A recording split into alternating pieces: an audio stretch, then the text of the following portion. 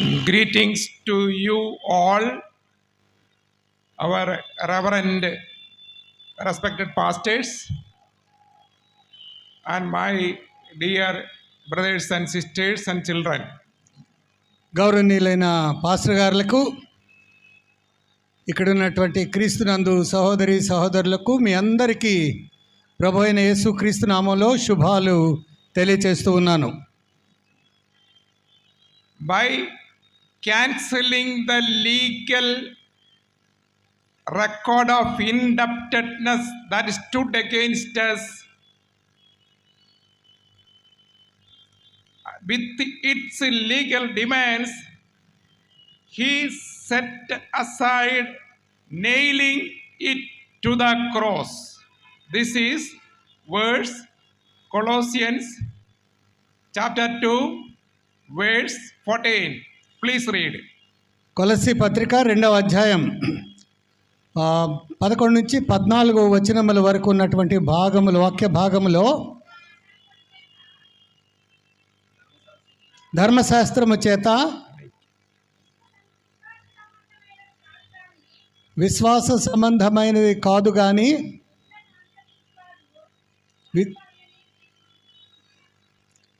ఎవరైనా మైక్ ఇవ్వండి. అక్కడ సిలువకు మేకలతో కొట్టబడి ఉంటుంది. 14 వచ్చిన వారు చదవమ్మా.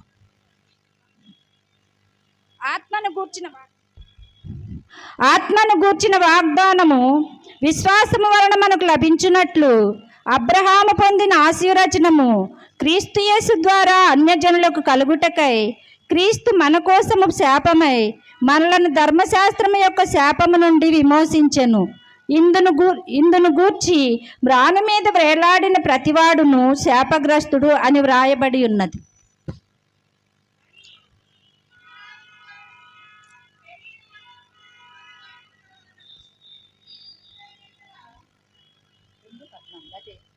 చదవమ్మా.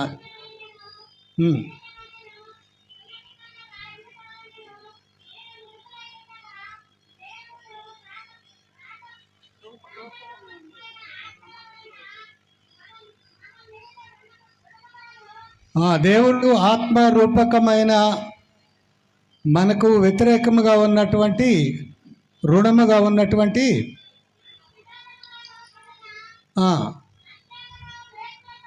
పత్రమును, మనకు విరోధముగా ఉన్న పత్రమును మేకులతో సిలువకు కొట్టి దాని మీద చేవ్రాతను తుడిచివేసి మనకు అడ్డము లేకుండా దానిని ఎత్తివేసినంత వరకు ఆపాయమ్మా. Right. That is the message that I want to tell you today. ఈరోజు నేను మీకు అందించవలసినది అనుకున్నటువంటి సందేశం అదే. Before going into the message, ఆ సందేశంలోకి వెళ్ళే ముందు I will call your attention to a person in Roman history. దానిలోకి వెళ్ళే ముందుగా రోమన్ల చరిత్రకు సంబంధించినటువంటి ఒక వ్యక్తిని మీ దృష్టికి తేవాలని నేను ఆశపడుతూ ఉన్నాను. His name is Spartacus. అతని పేరు Spartacus. Anybody heard of the name Spartacus? ఆ స్పార్టకస్ అనేటువంటి పేరు ఎవరైనా విన్నారా? ఇక్కడ వినుంటే చేతులు ఎత్తండి. వినలేదు. Spartacus is a person who died just like Jesus Christ. ఆ స్పార్టకస్ అనేటువంటి ఆ వ్యక్తి యేసయ్య ఏ రీతిగా మరణించాడో అక్షరాల అదే రీతిగా ఆయన కూడా మరణం పొందాడు. Spartacus was actually a gladiator. ఆ స్పార్టకస్ అనేటువంటి ఆయన ఒక గొప్ప క్రీడా వీరుడు. Gladiators, you know, they have to fight with other gladiators and one of them will surely die shedding blood. ఈ ప్రత్యేకమైనటువంటి క్రీడాకారులు మల్లయోధులు అనుకోవచ్చు. వారు ఒకరితో ఒకరు పోరాడటం ఎంతసేపు కొనసాగుతుందంటే ఆ ఇద్దరిలో ఒకరు ప్రాణం విడిచేంత వరకు. And that was the entertainment of the Roman emperor and the palace people at that time. ఆ రోజుల్లో రోమా చక్రవర్తి ఇంకా పాలక వర్గానికి వినోదం కలిగించేటువంటి ఆట క్రీడ ఇది. And for that, gladiators will be fed with good food, but kept in prison like conditions. ఈ మల్ల యోధుల్ని బంధించి వాళ్ళకి కావలసినటువంటి మంచి మంచి ఆహారం ఇచ్చి వారిని బాగా పెంచుతారు పోరాటానికి. And Spartacus was a very good gladiator. ఈ స్పార్టకస్ అటువంటి ఆయన అటువంటి గ్లేడియేటర్ అంటారు, మనం మల్లయోధుడు అనుకోవచ్చు. So it was slaves who was changed into gladiators. వాళ్ళు ముందు ఈ బానిసలను పట్టుకొచ్చి అందులో కొంచెం బలం కలిగినటువంటి వారిని ఈ రీతిగా మల్లయోధులుగా వారిని సిద్ధం చేస్తారు. They are still gladiators. Slaves. వాళ్ళు మల్లయోధులుగా ఉన్నా మంచి ఆహారం తింటున్నా వాళ్ళు బానిసలే. Then Spartacus felt this was injustice to a human being. Spartacus అలా ఆ అనుభూతిలో గుండా వెళుతూ ఒక మనిషిని ఈ రీతిగా బానిసగా ఉంచడం అనేది ఇది అన్యాయం అనేటువంటి భావన కలిగి ఉన్నాడు. He thought that every human being was to be free and nobody was to become a slave. ఆయన ఏమని చెప్పాడంటే ప్రతి మనిషి స్వేచ్ఛాజీవిగా ఉండాలి, ఎవరు కూడా బానిసలుగా ఉండటానికి వీల్లేదు. There is an very famous English film called Spartacus. ఒక ఇంగ్లీష్లో ఒక మంచి చిత్రం ఉంది, దాని పేరే Spartacus. And this gladiators fight is in Colosseum. It is a place like this surrounded by big high walls, and the emperor and his palace people and the elite of Rome will sit in the balcony. అది ఒక Colosseum అంటారు, అంటే stadium లాంటిది అనమాట. పెద్ద పెద్ద చుట్టూ గుండ్రటి ఎత్తైన గోడలు ఉంటాయి. చక్రవర్తి మరియు పాలక వర్గము వారంతా కూడా పైనుండి చూసుకొని ఈ వీరు మరణం వరకు పోరాడుతూ ఉంటే వారు వినోదంగా చూస్తూ ఉండేవారు. Then one day it happened that this Spartacus was fighting another gladiator. ఒకరోజు ఈ స్పార్టకస్ ఇంకొక మల్లయోధునితో పోరాడుతూ ఉన్నాడు. And that other gladiator fell down. ఇతనికి వ్యతిరేకంగా పోరాడేటువంటి వాడు పడిపోయాడు. ఈ fell down defeated. అంటే ఓడిపోయాడు అన్నమాట, పడిపోయి. And then Spartacus can kill that gladiator. ఆ పోరాటంలో ఉన్నట్టు నియమం ఏంటంటే పడిపోయిన వాడిని నిలబడిన వాడు చంపేయచ్చు.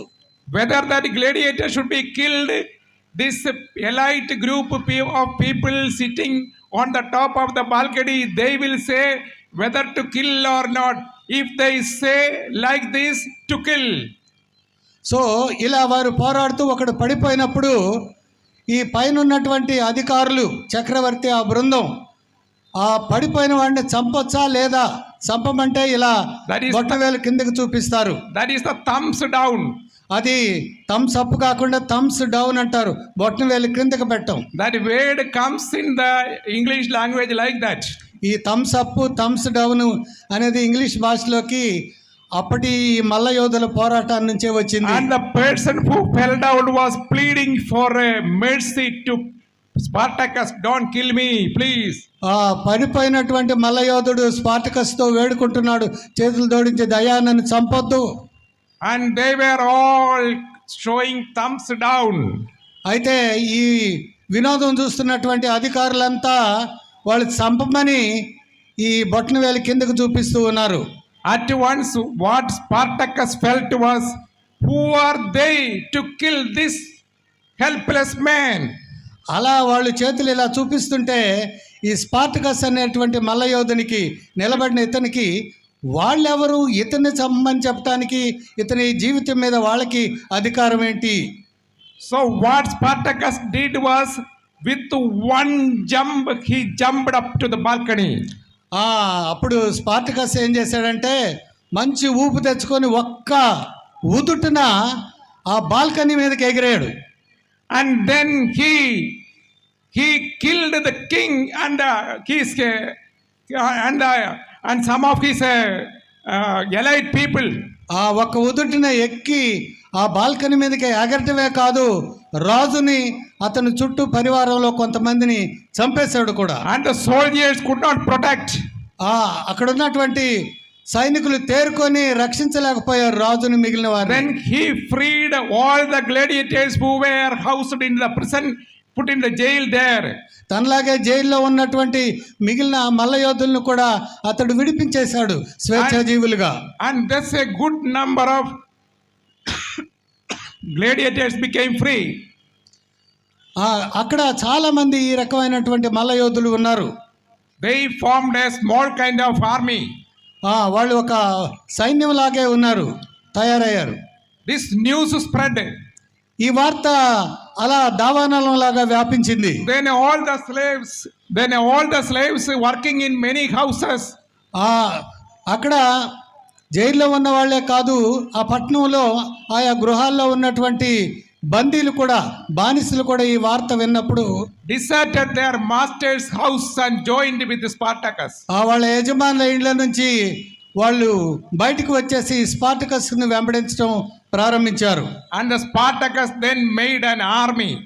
ఆ రీతిగా ఈ విడుదలైనటువంటి స్వేచ్ఛ కోరుకొని వచ్చినటువంటి ఈ బానిసలతో ఒక సైన్యాన్ని తయారు చేశాడు. And that army grew into 70,000, 1 lakh people. అలా పెరిగి 70,000 లక్ష మందికి సైనికులుగా తయారయ్యారు.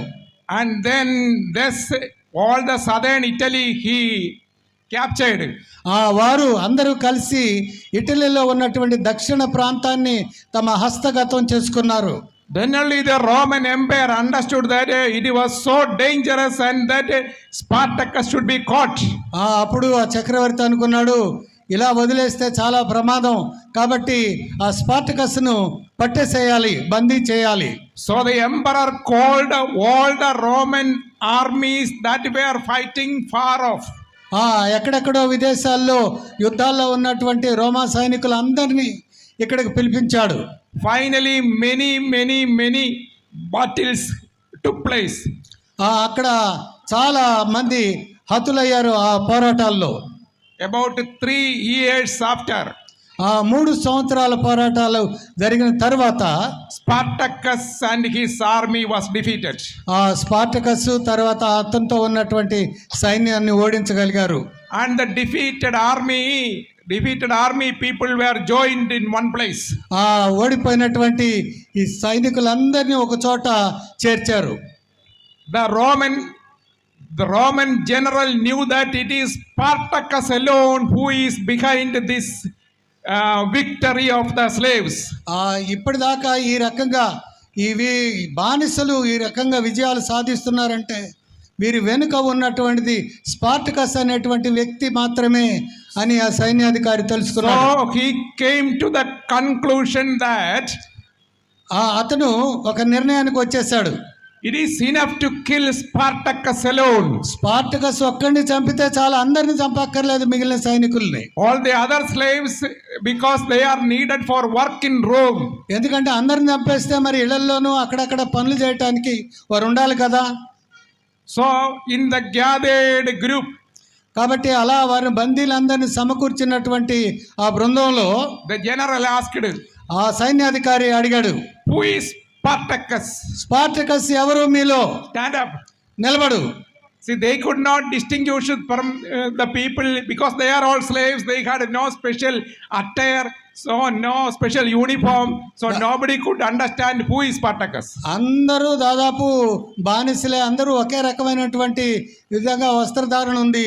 ఈ నాయకుడిగా ఉన్నటువంటి స్పార్టకస్కు ప్రత్యేకమైనటువంటి దుస్తులు లేవు, కాబట్టి ఆయన ఎవరో కూడా వారు గుర్తించలేకపోయి ఆ సైన్యాధికారి అడిగాడు. Then Spartacus, being an honest and courageous man, he thought of standing up. నిజాయితీ కలిగినటువంటి వాడు కాబట్టి స్పార్టకస్ నన్ను గుర్తుపట్టలేరులే అని కదలకుండా, అందులో ఉండకుండా నేనే ఆయన్ను అంటూ లేచి నిలబడ్డాడు. Then something happened. అప్పుడు ఒక అద్భుతం జరిగింది. One person from there stood up and said, I am Spartacus. వాళ్ళలో ఇంకొక అతను లేచి నిలబడి నేనే స్పార్టకస్ అన్నాడు. Then one person from there stood up and said, I am Spartacus. ఇంకో మూలలో నుంచి నేనే స్పార్టకస్ అంటున్నాడు. One person from the back stood up and said, I am Spartacus. ఆ చివరి ఉన్నటువంటి ఒక ఆయన లేచి నేనే స్పార్టకస్ అని అంటున్నాడు. Another person said, no, they are not Spartacus, I am Spartacus. అబ్బే వాళ్ళు ఎవరు స్పార్టకస్లు కాదు నేనే అంటూ ఇంకొక అతను లేచాడు. What happened was that all except Spartacus stood up. ఏమైందంటే అందరూ లేచారు చివరికి నేనే స్పార్టకస్ అని అంటూ. Spartacus also stood up, Spartacus కూడా లేచి నిలబడ్డాడు. saying that I am Spartacus. నేనే స్పార్టకస్ అని అంటూ. But even though Spartacus stood up, no one would, this general would not believe. అసలు స్పార్టకస్ లేచి నిలబడ్డా కూడా ఎవరో అనేది ఈ సైన్యాధికారి పోల్చుకోలేకపోయాడు. So they became confused and so they decided to put all of them in prison somewhere. వాళ్ళకి గందరగోళం ఏర్పడింది, ఎవరో తేలిపోతుంది కాబట్టి అందరిని తీసుకెళ్ళి మళ్ళీ జైల్లో పెట్టమన్నారు. Then general started thinking what to do to catch Spartacus. కాబట్టి ఆ సైన్యాధికారి ఆలోచన మొదలుపెట్టాడు, అసలు స్పార్టకస్ని ఎలా కనిపెట్టాలి. Then general got an idea. అప్పుడు ఆయనకు ఒక ఐడియా వచ్చింది. Idea is that he announced gathering all the prisoners and told that if Spartacus alone came forward and told and proved that he is Spartacus, I would leave all others free. అప్పుడు ఆ idea ఏంటంటే వాళ్ళందరినీ దగ్గర పిలిచి అసలైనటువంటి Spartacus నేనే అని చెప్పడం మాత్రమే కాదు, తాను నిరూపించుకోగలిగితే మిగిలిన వాళ్ళందరినీ మేము చెర నుండి విడుదల చేస్తాం. If all others, if he came and proved that he is Spartacus, తాను వచ్చి నేనే స్పార్టకస్ అని రుజువుపరచుకోవాలి, I will allow all others to go free. మిగిలిన వాళ్ళందరికీ స్వాతంత్రం వచ్చేస్తుంది, వాళ్ళు వెళ్ళిపోవచ్చు ఇళ్ళకి. Then Spartacus stood up, అప్పుడు స్పార్టకస్ లేచి నిలబడ్డాడు, came forward ముందుకొచ్చాడు, and told, చెప్పాడు, I am Spartacus. నేనే స్పార్టకస్ని. If you have any word of honor, you must leave all my people. నీ మాట మీద నువ్వు గౌరవం కలిగినటువంటి వాడవైతే ఇదిగో ఈ మిగిలిన వాళ్ళందరినీ పంపించేసాయి. And they caught Spartacus. అప్పుడు వారు స్పార్టకస్ని పట్టేశారు. He could prove that he was Spartacus. తానే స్పార్టకస్నని ఆయన నిరూపించుకోగలిగాడు. And they declared that Spartacus will be crucified tomorrow morning. కాబట్టి రేపు ఈ స్పార్టకస్ రేపు ఉదయాన అతన్ని సిలువ వేస్తాం. And you all can go. మీరందరూ కూడా వెళ్ళిపోవచ్చు. The next day, రెండో రోజు Spartacus was in the city gates. Spartacus ఊరి గవని వద్దకు తీసుకొచ్చారు. Spartacus was crucified. స్పార్టకస్ సిలువ వేయబడ్డాడు. And along with Spartacus, some other generals also were caught. Anyway, Spartacus was crucified. కాబట్టి ఆ స్పార్టకస్ మిగిలినటువంటి ఆ జనరల్స్ కూడా చూస్తూ ఉండగా ఆయన్ని సిలువ వేశారు. And the Romans said, you slaves, you can go free. మిగిలినటువంటి బానిసలారా మీరంతా కూడా స్వేచ్ఛా జీవులుగా వెళ్ళిపోవచ్చు అని చెప్పారు. And in కల్వరిలో someone did the same thing. అదే విషయాన్ని ఇంకొక ఆయన చేశారు. To make us free, మనందరినీ విడుదల చేయటానికై he became the sacrificial god. ఆయన బలి అర్పణగా బలి గొర్రె పిల్లగా మారాడు. Please read Isaiah 53 from verse 2 onwards. యెషయా గ్రంథం 53వ అధ్యాయం 2వ వచనం నుండి చదవమ్మా. లేత మొక్కవలెను ఎండిన భూమిలో మొలిచిన మొక్కవలెను అతడు ఆయన ఎదుట పెరిగెను. అతనికి సురూపమైనను సొగసైనను లేదు. మనం అతని చూచి అపేక్షించినట్లుగా అతని యందు స్వరూపము లేదు. అతడు తృణీకరింపబడిన వాడును ఆయను, మనుషుల వలన విసర్జింపబడిన వాడును. No, don't continue to read. Please read verse 53 2 and stop. 2వ వచనం మాత్రమే చదవండి అమ్మా. ఓకే. లేత మొక్కవలెను ఎండిన భూమిలో మొలిచిన మొక్కవలెను అతడు ఆయన ఎదుట పెరిగెను. అతనికి సురూపమైనను సొగసైనను లేదు. మనం అతని చూచి అపేక్షించినట్లుగా అతని యందు స్వరూపము లేదు. Right. See, there was no beauty to look at him. ఆయన వైపు చూడటానికి పెద్ద అందమేం కనపడటం లేదు ఆ సిలువలో. Have you seen The Passion of Christ? Passion of Christ అనే సినిమా మీరు Yes, చూసారా? cinema. Passion of Christ cinema. Did you see? Have you ever seen? ఎంతమంది చూసారు అది? ప్యాషన్ ఆఫ్ ది క్రైస్ట్, యేసయ్య సిలువ. Those persons who have seen The Passion of Christ would please remember the face of Jesus walking with his cross and on the cross. యేసయ్య సిలువను మోస్తూ ఆ కలువరి మార్గంలో వెళ్ళినప్పుడు, సిలువ మీద వేలాడుతూ ఉన్నప్పుడు ఆయన ముఖం ఎలా ఉందో ఒక్కసారి మీరు గుర్తు తెచ్చుకోండి. What a terrible face it was. ఎంత భయంకరంగా రక్తసిక్తంగా ఆ ముఖం ఉందో. And no one would like to look at that face at that time. అంత వికారముగా మార్చబడినటువంటి ఆ ముఖాన్ని చూడటానికి ఎవరు ఇష్టపడరు. Now verse 3. 3వ వచనం చదవమ్మా. అతడు తృణీకరింపబడిన వాడును, ఆయను మనుష్యుల వలన విసర్జింపబడిన వాడును, వ్యసనాక్రాంతుడుగాను, వ్యాధిని అనుభవించువాడుగాను, మనుష్యులు చూడనొల్లని వాడుగాను ఉండెను. అతడు తృణీకరింపబడిన వాడు గనుక మనము అతనిని ఎన్నిక చేయకపోతిమి. Right. Yes, he was despised by men. He became a man of sorrows and acquainted with grief. ఆయన వ్యసనాక్రాంతుడు అని ఉంది. ఇది పాత తెలుగు. దుఃఖాక్రాంతుడు, మ్యాన్ ఆఫ్ సారోస్ అని మనం చదువుకోవాలి. తృణీకరింపబడి అందరూ కూడా ఆయన్ని పట్టించుకోవట్లేదు, తీసివేశారు. And as one from whom men hide their faces. ఆ వైపు ముఖం చూడటానికి కూడా ఇష్టపడకుండా ముఖం తిప్పేసుకుంటున్నారు. You will remember what Peter did. Peter said, I don't know him. పేతురు ఏం చెప్పాడో తెలుసు కదా, ఒకసారి బొంకుతూ ఆ మనుష్యుడు ఎవరో నాకు తెలియదు, పేరు కూడా చెప్పలా. See, that happened. అది జరగటం మనకు తెలుసు కదా. Again Isaiah says, యెషయా ఇంకా అంటున్నాడు, నిశ్చయముగా అతడు మన రోగములను భరించెను, మన వ్యసనములను వహించెను, ఆయనను మొత్తబడిన వానిగాను, దేవుని వలన బాధింపబడిన వానిగాను, శ్రమనొందిన వానిగాను మనం అతని ఎంచితిమి. yes, he was one whom carried our sorrows. మన వ్యసనాలను, మన బాధలను ఆయన భరించాడు. వ్యసనం అంటే ఇక్కడ దుఃఖం అని చదువుకోవాలా, అది పాత తెలుగు. మన దుఃఖాలను, మన శ్రమలను ఆయన భరించాడు. He borne our grief. మన బాధ నిమిత్తమై ఆయన మొత్తబడ్డాడు. You read 1 Peter chapter 2 verse 24. మనము పాపల విషయమై చనిపోయి 23rd chapter of 1 Peter first Peter, పేతురు మొదటి పత్రిక chapter 2 verse 24. 2వ అధ్యాయం 24వ వచనం. మనము పాపముల విషయమై చనిపోయి నీతి విషయమై జీవించున్నట్లు ఆయన తానే తన శరీరమందు మన పాపములను మ్రాను మీద మోసికొనెను. ఆయన పొందిన గాయముల చేత మీరు స్వస్థత నొందితిరి. Okay. See, actually he bore our sins. ఆయన మన పాపములను భరించాడు.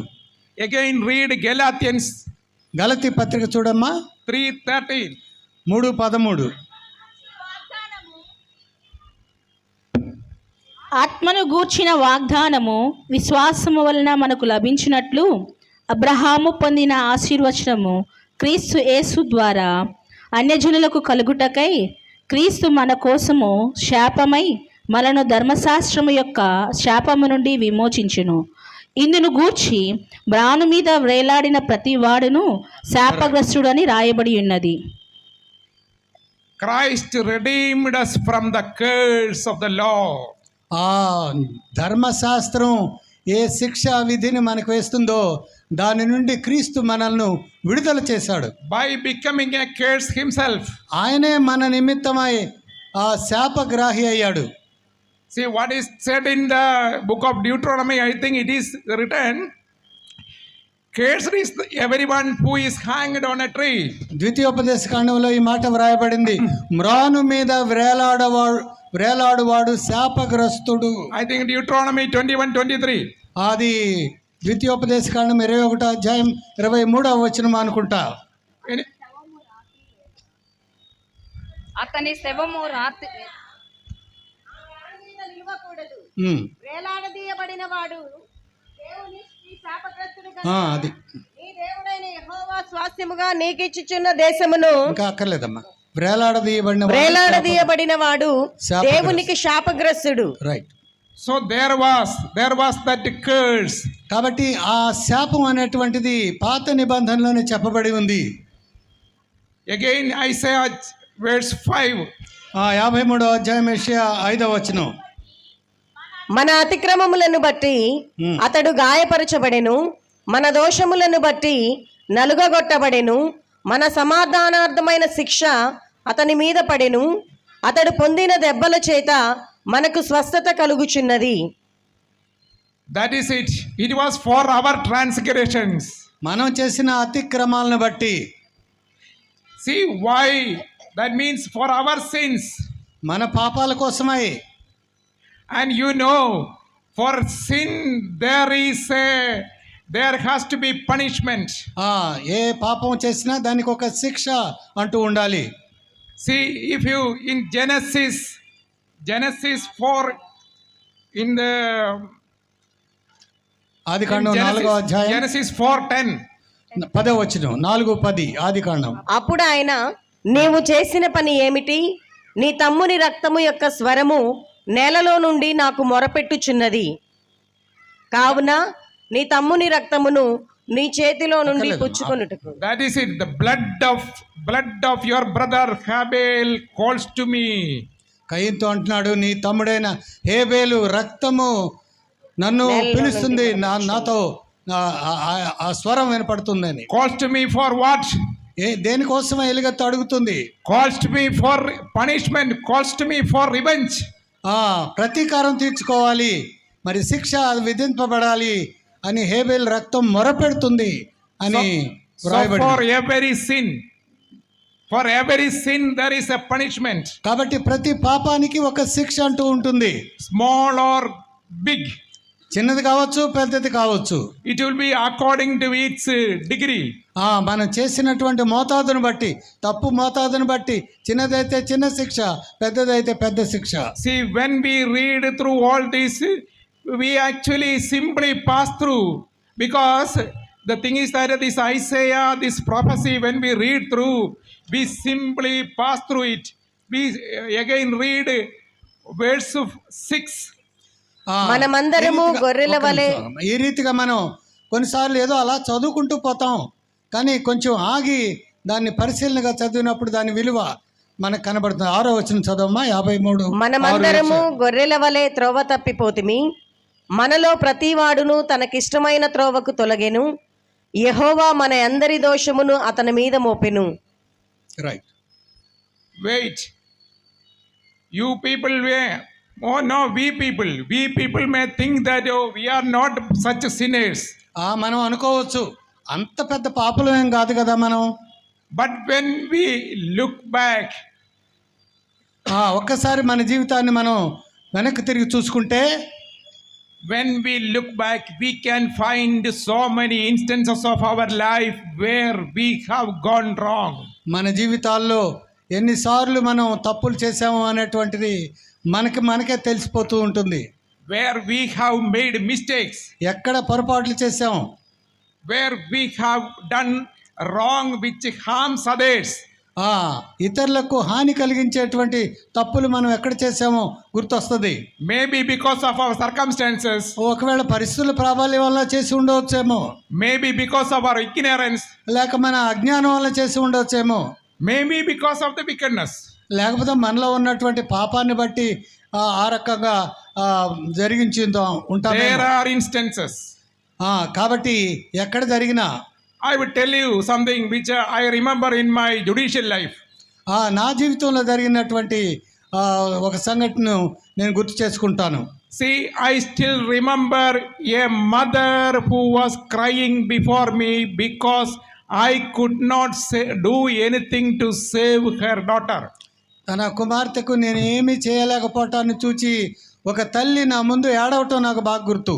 That situation I cannot do, because I cannot say, because it is so sensitive an issue.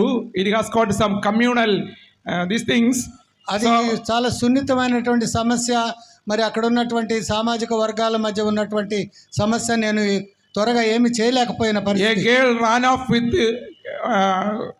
a boy of another community. ఆ అమ్మాయి ఇంకొక సామాజిక వర్గపు అబ్బాయితో వెళ్ళిపోయింది. They were brought to me, వాళ్ళిద్దరు నా ఎదురుకు తీసుకొచ్చారు జడ్జిగా. and the mother was crying like anything and telling me, imploring to me, beseeching to me, please save my daughter.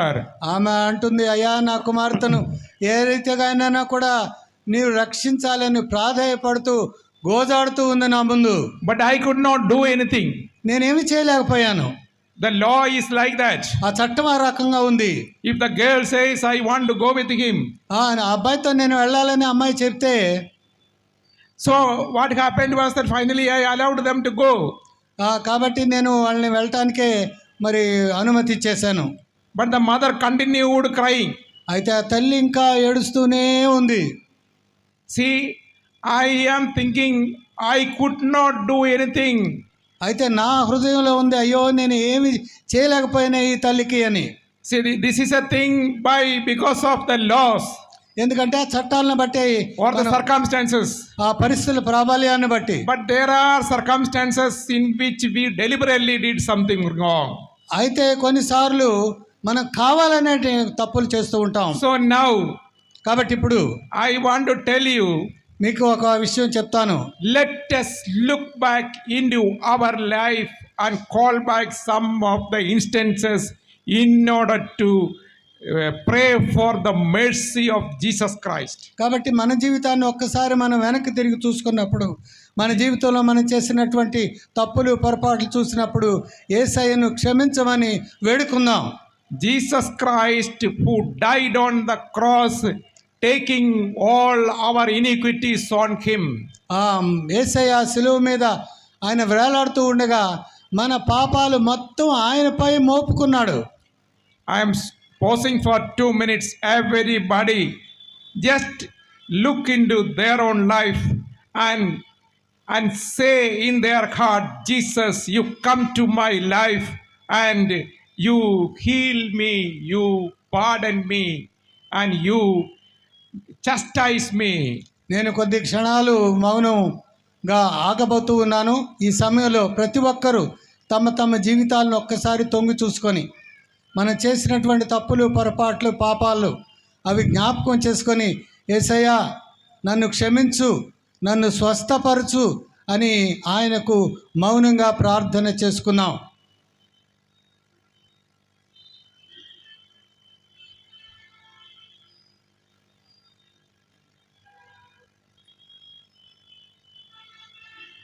ఎవరికి వారే మనసులో ప్రార్థన చేసుకోండి.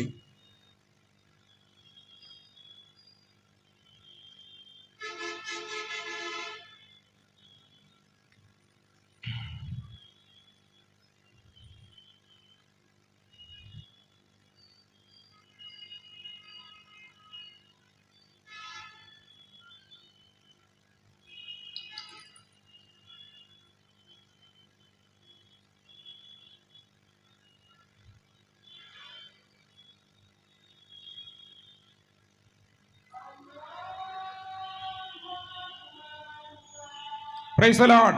దేవుని స్తోత్రం. See, in earlier there was in Roman Empire, this during the crucifixion, there was a practice. ఆ రోమా ప్రభుత్వంలో సిలువ వేసేటువంటి సందర్భంలో ఒక అలవాటు ఉంది. They would write the blame of that accused person on something and fix it on, nail it on to the cross. ఆ సిలువ వేయబడినటువంటి వ్యక్తి చేసిన తప్పేంటో అది ఒక పలక మీద రాసి ఆ సిలువ పైన కొడతారు. God is a God who seeks justice also. దేవుడు కూడా ఆ న్యాయాన్ని జరగాలని కోరుకుంటాడు. So therefore what God did is that he nailed all the sins and iniquities of all humans into that cross. ఆ సిలువ పైన మానవ జాతి యావత్తు చేసినటువంటి పాపాలు తప్పులు అవన్నీ కూడా దాని మీద వ్రాయబడినాయి. And it was for that sin Jesus Christ shed even the last drop of his blood. ప్రభువైన యేసుక్రీస్తు తన శరీరంలోని అంతిమ బొట్టు వరకు మనందరి పాపాల నిమిత్తమై ఆయన చిందించాడు. And thus he paid off the price. మనకు రుణంగా ఉన్నటువంటి వాటన్నిటినీ ఆయన చెల్లించాడు సంపూర్తిగా. And that is why when we come to Colossians 2:14, we again read it, Colossians 2:14. కొలస్సీ పత్రిక 2వ అధ్యాయం 14వ వచనం మరలా ఒకసారి చదివితే, కొలస్సీ 2:14. మరియు అపరాధముల వలనను శరీరమందు సున్నతి పొందక ఇండుట వలనను మీరు మృతులై ఉండగా దేవుడు వ్రాతరూపకమైన ఆజ్ఞల వలన మన మీద రుణముగాను మనకు విరోధముగాను నుండిన పత్రమును మేకులతో సిలువకు కొట్టి దాని మీద చేవ్రాతను తుడిచివేసి మనకు అడ్డము లేకుండా దానిని ఎత్తివేసి మన అపరాధములన్నిటినీ క్షమించి ఆయనతో కూడా మిమ్మును జీవింపచేసెను. ఆయన ప్రధానులను అధికారులను నిరాయుధులను చేసి సిలువ చేత జయోత్సవముతో వారిని పట్టి తెచ్చి బాహాటముగా వేడుకను కనపరిచి. ఇందులో ప్రాముఖ్యంగా ప్రాముఖ్యంగా మనం చూడాల్సింది ఏంటంటే, దేవుడు వ్రాత రూపకమైన ఆజ్ఞల వలన మన మీద రుణం, మన అప్పు పత్రం అన్నట్టు మనం రాసిన ప్రామిసరీ నోటు, మనకు విరోధముగాను ఉండిన పత్రమును, అప్పుల పత్రం, పాపాలనేటువంటి అప్పుల పత్రమును మేకులతో సిలువకు కొట్టి దాని మీద చేవ్రాతను రాసింది. ఫలాని వాళ్ళు ఈ తప్పు చేశాడు, ఈ శిక్ష పడాలి, ఫలాని వాళ్ళు ఈ తప్పు చేశారు, ఇవన్నీ కూడా చేవ్రాతను తుడిచి వేసి మనకు ఎప్పటికి అడ్డము లేకుండా దానిని ఎత్తివేసి మన అపరాధములన్నిటినీ క్షమించి ఆయనతో కూడా మమ్మను జీవింపచేసి. And that is it. We have nothing to pay off. Everything is paid off by Jesus Christ. కాబట్టి మన జీవితంలో మనం చేసిన చిన్న తప్పు, పెద్ద తప్పు, పాపాలు ఏవి దేవునికి విరోధంగా ఉన్నా అవన్నీ కూడా యేసయ్య సిలువలో తన రక్తం ద్వారా చెల్లించి, ఇంకా ఆ పత్రం మీద ఏ మాట లేకుండా చేవ్రాత మొత్తం తుడిచి వేసి క్షమించి మనల్ని స్వేచ్ఛాజీవులుగా చేశాడు. So you can be free. కాబట్టి మీరు స్వేచ్ఛగా ఉండొచ్చు, పాపం నుండి విడుదల పొంది. You can be free not only this spiritual bondage, but you can be free from all other, even the material bondages. ఆత్మ సంబంధమైనటువంటి దాస్యమే కాదు, అన్ని రీతులుగా ఉన్నటువంటి దాస్యాలన్నిటి నుంచి మీరు స్వేచ్ఛాజీవులుగా ఉండవచ్చు. Material bondages means, suppose I am telling you, భౌతిక పరమైనటువంటి దాస్యం ఏంటి అంటే, suppose a person has any debt in the bank. ఒక అతనికి బ్యాంకులో కొంత రుణం ఉంది, చెల్లించాల్సింది. It is a material bondage. అది భౌతిక రూపమైనటువంటి దాస్యం. There is a record of legal indebtedness. కాబట్టి చట్టరీత్యా నీవు బ్యాంకుకి ఇంత అప్పు ఉన్నావు అని అది రూఢిగా ఉంది. But I tell you, అయితే నేను చెప్తున్నాను, if you believe in the salvation of Jesus Christ, యేసుక్రీస్తు అందించేటువంటి రక్షణను నీవు విశ్వసించిన యెడల, the miracle working power of Jesus Christ, యేసుక్రీస్తు యొక్క అద్భుతాలు చేసే శక్తి, the same will happen to that legal record also. ఆ విషయంలో కూడా, భౌతికమైనటువంటి విషయాల్లో కూడా దేవుడు నీకు అద్భుతం చేయగలడు. The doctor may write in his prescription. ఒకవేళ డాక్టర్ నీకు వైద్యం పరిశీలన చేసి ఒక ప్రిస్క్రిప్షన్ రాశాడు అనుకుందాం. This medicine you cannot avoid for life. ఈ జీవితాంతం నీవు తీసుకోవాల్సిందే, ఎప్పుడు మానేయటానికి వీల్లేదు అని రాశాడు అనుకుందాం. Your reading, the lab reading is not going to improve anymore. నీవు నీకున్నటువంటి ఈ కొలతలు ఏవి మారవు. No, in Jesus Christ we have a Savior who takes care of all this. అయితే ఆ రకంగా ల్యాబ్ రిపోర్ట్లు ఉండి నీ జీవితంలో ఇలానే ఉంటాయని చెప్పినా కూడా యేసు ప్రభు నీకు అద్భుతం చేయగలడు. To the student who have failed and has a record of failure, లేకపోతే ప్రతిసారి పరీక్షల్లో తప్పిపోతున్నటువంటి ఒక విద్యార్థి ఉన్నాడు అనుకుందాం. I tell you this night, నేను చెప్తూ ఉన్నాను ఈ సమయంలో, if you believe in Jesus Christ, యేసుక్రీస్తు wonder నందు working power, ఉన్నటువంటి అద్భుతాలు చేసేటువంటి శక్తి యందు నీవు నమ్మకం ఉంచితే, if you put your trust in the Christ Jesus who died on the cross, సిలువ వేయబడినటువంటి యేసుక్రీస్తు సిలువలో మరణించిన ప్రభువు నందు నీవు విశ్వాసం ఉంచితే, there is a solution for your failure. నీ తప్పిపోవటం అనేటువంటి దానికి ఒక జవాబు వస్తుంది. There is a redemption for you. నీకు విడుదల వస్తుంది. In every case, when it is seen that it is all lost, కాబట్టి ఇటువంటి ఏ సందర్భం అయినా ఇక నిరుపయోగం, నేను చేయగలిగింది ఏమీ లేదు అనేటువంటి పరిస్థితుల్లో కూడా, no, I tell you, Jesus Christ who resurrected Lazarus from the dead says there it is not lost. మరణించినటువంటి లాజర్ను కూడా మరణం నుండి లేపినటువంటి ప్రభువుకు ఏది కూడా అసాధ్యమనేది లేదు. When I told that this debt in the bank, there is a legal record which nobody can actually wipe off. నేను చెప్పాను కదా, బ్యాంకులో నువ్వు అప్పుంటే ఆ రుణపత్రాన్ని ఎవరు కూడా తీసివేయలేరు మామూలుగా అయితే. Let me tell you a story. ఒక కథ చెప్పనివ్వండి. There was a person, a big businessman in Kerala, కేరళలో ఒక గొప్ప ధనవంతుడైనటువంటి వ్యాపారవేత్త ఉన్నాడు. who went bankrupt. అతను మొత్తం పోయింది ఆస్తి అంతా. And finally he had a very big house which was his ancestor property, some 100 years old. ఆయనకు పితరుల నుంచి సంపాదించిన పెద్ద భవంతి ఉంది. It was constructed in the British style in the olden days. British రాజ్యంలో ఉన్నప్పుడు పాత కాలంలో కట్టినటువంటి గొప్ప భవంతి. It was a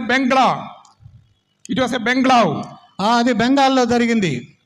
But what happened was that when all was gone, finally the bank people attached to that property. కాబట్టి bank వాళ్ళు ఇతను కట్టడానికి డబ్బులు లేదు కాబట్టి ఆయనకున్నటువంటి ఆ భవంతినే వాళ్ళు రాసుకున్నారు. For you to understand, let me tell that the amount that is to be paid to the bank is 2 crores and its interest. కాబట్టి అతను బ్యాంక్ కట్టవలసింది 2 కోట్లు ప్లస్ వడ్డీ. Actually, this property is worth some 2.5, 3 crores or 3.5 crores. మరి అయితే ఆయనకున్నటువంటి ఈ భవంతి దానికన్నా హెచ్చైనటువంటి 2.5, 3, 5 కోట్లు కూడా చేస్తుంది. And this man understood that there was no escape from it. కాబట్టి ఇక నేను తప్పించుకోగలను, నేను ఎటు కట్టలేను, వాళ్ళేం భవంతి తీసుకున్నారు, ఇక నేనేం చేయలేను అనుకున్నాడు. He went to every advocate. లాయర్ల దగ్గరికి వెళ్ళాడు. And he went also to some pastors. కొంతమంది పాస్టర్ గారి దగ్గర కూడా పోయాడు సలహా కోసం. And an evangelical pastor once came to his house to pray. ఒకసారి ఈ ఇవాంజలికల్ పాస్టర్ గారు ఆయనే వచ్చారు ప్రార్థన చేయడానికి అబ్బాయి ఇంటి. He came and prayed and said that this house will not be sold. అయితే ఆ పాస్టర్ గారు ఏం చెప్పాడంటే, ఈ ఇల్లు అమ్మకం వేలం వేయబడదు అని చెప్పాడు. And this fellow then thought in his mind, a very prayerful, a very pastor will say such soothing words. ఈయన అనుకున్నాడు, పాస్టర్ గారులు అందరూ ఇంతే చెప్తారులే మామూలుగా అని అనుకున్నాడు. Anyway, after the prayer, the pastor was going out. Pastor గారు వెళ్ళిపోతున్నారు ప్రార్థన చేసి. And when he reached the pathway, ఆయన దారిలోకి బయటకు వచ్చేసరికి this man went behind him. ఈయన ఈ అప్పులో ఉన్న ఆయన వెనక పాస్టర్ గారు వెనక and told him that అతనితో పాస్టర్ గారితో ఇట్లా చెప్పాడు, I only want this property to remain not sold till my mother's death. As long as my mother is there, property may not be sold.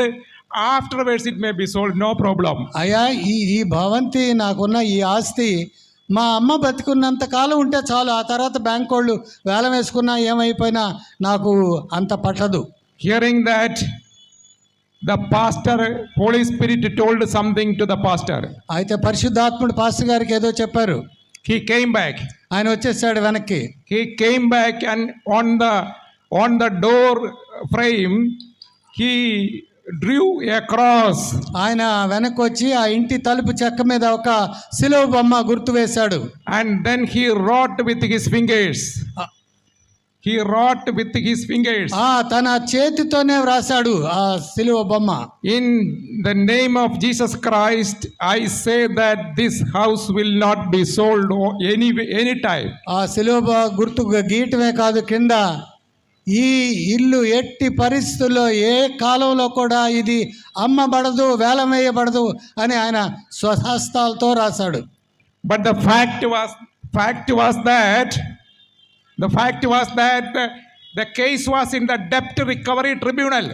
అయితే అప్పటికే ఆ case అప్పు వసూలు చేసేటువంటి ఒక కోర్టు ట్రిబ్యునల్లో ఉంది. The debt recovery tribunal, they are a ruthless people. ఆ ట్రిబ్యునల్లో ఆ కోర్టులో ఉన్నటువంటి న్యాయాధికారులు కరుణ జాలి అనేది లేనటువంటి వాళ్ళు. Attachment is already ordered. కాబట్టి ఆ ఆస్తిని జప్తు చేయాల్సిందే అని నిర్ణయం చేశారు. Now what remains is only the auction. కాబట్టి ఇక మిగిలింది ఏంటంటే ఇక వేలం వేయటమే ఇక. And the judge came to order the auction. The day it is the day to order the auction. కాబట్టి ఇక జడ్జి గారు ఏంటి, ఇది జప్తు బ్యాంకుకి చెందిందే, ఇక వేలం వేయాలి, ఏ తారీఖు వేలం వేయాలి అనే తారీఖు వేయటమే జడ్జి చేయాల్సింది. And the cases one by one it was called, and his case was also called. ఒక్కొక్క కేసు చూస్తున్నారు, ఈ కేసు కూడా వచ్చింది. Even before that, the judge was showing some problem with his stomach. He was feeling such a big stomach trouble that when this case came, he said, no, I am adjourning the matter, and he went out of the bench. ఒక్కొక్క case వేరే వాళ్ళే చూస్తూ ఉండగానే కడుపులో కొద్ది గడబిడ ప్రారంభమైంది judge గారికి. సరిగ్గా ఈ కేసు వచ్చేసరికి ఇక తట్టుకోలేక నేను ఈ సంగతి వాయిదా వేస్తున్నాను, ఇప్పుడు చేల్చలేనంటూ పరిగెత్తి వెళ్ళిపోయాడు బాత్రూమ్కి. You may find it very funny. కాబట్టి మనకి చాలా గమ్మత్తుగా ఉంటుంది ఈ కథ. It happened. This is a real story. అయితే ఇది కథ కాదు, నిజంగా జరిగిన సంఘటన, యథార్థ సంఘటన. Then this man got relieved. Anyway, Jesus Christ is working some way. ఈయనకు చాలా సంతోషం. అయితే యేసయ్య ఏదో పని చేస్తున్నాడు నా పక్షంగా అని కొద్దిగా సంతోషం కలిగింది. And 2-3 months he will get. 2-3 నెలలు ఈరోగా మళ్ళీ ఆ కేసు రావాలని టైం పట్టుద్ది కదా. Sometimes he may get some lottery or something like that. God may be planning like that. లేకపోతే ఏదైనా లాటరీ తగులుద్దేమో, నాకు నేను అప్పు తీర్చగలుగుతాను ఏదో అనుకుంటున్నాడు మనసులో. And he used to take a lottery. Lottery టికెట్లు కొనే అలవాటు ఉంది అతనికి. But even for taking lottery, he had no money. అయితే లాటరీ టికెట్లు కొనాలన్నా డబ్బులు కావాలి, అది కూడా లేవు. He was in such an insolvent condition. కాబట్టి అంత దయనీయ స్థితిలో ఉన్నాడు. So the next posting came. తర్వాత వ్యక్తి వచ్చాడు. And then on that day, ఆ రోజు ఏం జరిగిందంటే, when this case was called, ఈ అబ్బాయి లేకపోతే ఈయన అప్పు విషయమై వచ్చినప్పుడు the same thing happened. మరలా ఆయనకు కూడా కడుపులో గడబడి అయింది. The judge could not sit there. ఆ జడ్జి గారు అక్కడ ఎక్కువ అసలు ఉండలేకపోతున్నాడు, వెళ్ళిపోయాడు. He ran off. పరిగెత్తి పారిపోయాడు. Again 3 months. మళ్ళీ 3 నెలల గ్యాప్ వచ్చింది. And 3 months, and in between this, his pathetic condition was known to his many friends, and he was asking all his friends, do please. But this much heavy, at that time it was a huge amount. చాలా అప్పేమో చాలా పెద్దది. Time అయితే వచ్చింది కానీ అందరిని అడుగుతున్నాడు, ఏదన్నా మీరు సహాయం చేయగలరని. చేయగలిగినంత తక్కువ అమౌంట్ కాదు అది. And the third time, మూడోసారి వచ్చాడు. third time this fellow got some confidence. మూడోసారి వచ్చేసరికి ఈయన కాస్త ధైర్యం వచ్చింది, దేవుడు ఏదో ఏకంగా తప్పిస్తాడేమో. He understood that God was working. దేవుడు ఏదో నా పక్షంగా పనిచేస్తున్నాడు అనేది అవగాహన అయింది. Jesus Christ was working. యేసు క్రీస్తు ప్రభు పనిచేస్తా ఉన్నాడు తన పక్షంగా. He was doing something impossible. మామూలుగా సాధ్యం కానిది ఏదో చేస్తున్నాడు ఆయన. He told his advocate, తన లాయర్కి చెప్పాడు, sir, you wait, judge will run off when my case is called. Lawyer గారు చూస్తూ ఉండండి, నా కేసు వచ్చేసరికి జడ్జి గారు పరిగెత్తి పారిపోవాల్సిందే. And you know the same thing happened. మూడోసారి కూడా అక్షరాలు అలాగే జరిగింది. Same thing happened. అదే జరిగింది. So again he got time. ఆయన వెళ్ళిపోయాడు. మళ్ళీ టైం వచ్చింది ఇతనికి. After that, ఆ తర్వాత the case was not posted. అసలు ఆ కేసు ఒక పలానా తారీఖు అంటూ వేయలేదు. Then the lawyer of the bank, ఆ బ్యాంక్ యొక్క లాయర్ గారు, he went and met the judge and told him that case is not being posted. అయ్యా అసలు ఇది వాయిదా వేయలేదు, పలానా తారీఖు అని వేయాలి కదా, 3 నెలలకో ఎంతకో, అసలు దీనికి అసలు ఎందుకు తారీఖు వేయలేదు అని అడిగాడు. Then the judge said, please advocate, I cannot hear that case. ఆ జడ్జి గారు చెప్పాడు, అయ్యా ఈ కేసు మాత్రం నేను ఎప్పటికీ తీసుకోను అని చెప్పాడు. You know, తెలుసా, if one word was written, it would have been finished. ఒక్క తారీఖు ఒక అంక వేస్తుంటే ఆస్తి అంతా పోయి ఉండేది. Then again time. ఈ రీతిగా మళ్ళా టైం వచ్చింది. Finally, the bank people came to this man. చివరిగా బ్యాంక్ వాళ్ళే ఈయన దగ్గరకు వచ్చారు. And they told him, ఆ బ్యాంక్ వాళ్ళు ఈ రకంగా చెప్పారు, our bank has taken a decision. మా బ్యాంక్ వాళ్ళు ఒక నిర్ణయం తీసుకున్నాం. Our bank board has taken a decision. మా బోర్డులో మెంబర్లు అందరం కలిసి ఒక ఏకగ్రీవ నిర్ణయం తీసుకున్నాం. You pay a small sum. నీకున్నది ఏదో కొద్దిది, ఏదైనా కొంచెం డబ్బులు చెల్లించు, and we will write off the debt. నీకున్నటువంటి పెద్ద మొత్తం అప్పు మొత్తం కొట్టేస్తాం, సూత్రప్రాయంగా ఏదన్నా కట్టు. So at once he went and told all his friends. ఈ రకంగా చెప్పినప్పుడు He had been asking for donating money, borrowing money, and they all felt relieved. So much huge amount they could not bear. ఇప్పటిదాకా మిత్రులను అడుగుతూ ఉంటే ఇన్ని కోట్లు మేము ఎక్కడ కట్టగలం అనుకునేటువంటి వాళ్ళు ఏదో కొంత కట్టండి అనేటువంటి మాట విని వాళ్ళకు కూడా చాలా సంతోషం. Hearing his story, they all said, we will collect some money because it is a very, very, very costly property. అది చాలా విలువైనటువంటి ఆస్తి కాబట్టి అది కాపాడుకోవటానికి మేము తలా కొంత వేసుకుంటాం. Anyway, within 2 months they all gathered and collected the amount and gave to the bank. వారు ఎంతో తోచినంత అమౌంట్ వేసుకొని అది మొత్తం తీసుకెళ్లి బ్యాంక్ కట్టారు. అప్పంత కట్టక్కర్లేదు, ఎంతో కొంత కడితే చాలు. The bank people wrote off the balance debt. ఆ బ్యాంక్ వాళ్ళు అతని అప్పు మొత్తం కొట్టివేశారు.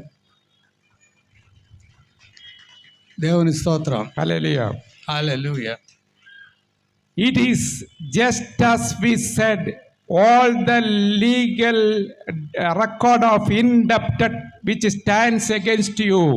విధి రూపకంగా మనకు వ్యతిరేకంగా ఉన్నటువంటి రుణపత్రం మొత్తం కూడా అది కొట్టివేయబడుతుంది. యేసు రక్తంలో ఆ చేవ్రాత తుడిచివేయబడుతుంది.